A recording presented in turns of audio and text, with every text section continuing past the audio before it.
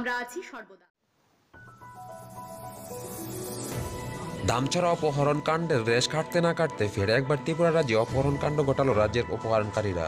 ধলাই জেলার গঙ্গানগর থানাধীন মালদা পাড়া থেকে 3 শ্রমিককে অপহরণ করলো এক জঙ্গি গোষ্ঠী। জানা যায় ওই এলাকায় এনবিসির কাজ চলছে। রাস্তার কাজের জন্য জল আনতে যায় 3 শ্রমিক, সুভাষ দেবনাথ জিসিপি চালক, সুবল বৈদ্য সাইট ম্যানেজার এবং শ্রমিক পুনর্মোহন ত্রিপুরা। তাদের জল আনতে দেরি দেখে অন্যান্য শ্রমিকরা এলাকায় গেলে তাদের অপহরণ কাণ্ডের হদিশ পায়। এ নিয়ে এলাকায় চাঞ্চল্য ছড়িয়ে আছে। ঘটনাস্থলে পরিদর্শনে বিশাল পুলিশ বাহিনী। অপহরণ কাণ্ডে ঘটনা ত্রিপুরা রাজ্যে ছড়িয়ে পড়ছে। ফির একবার আতঙ্কের সৃষ্টি হয় রাজ্যবাসীর মনে।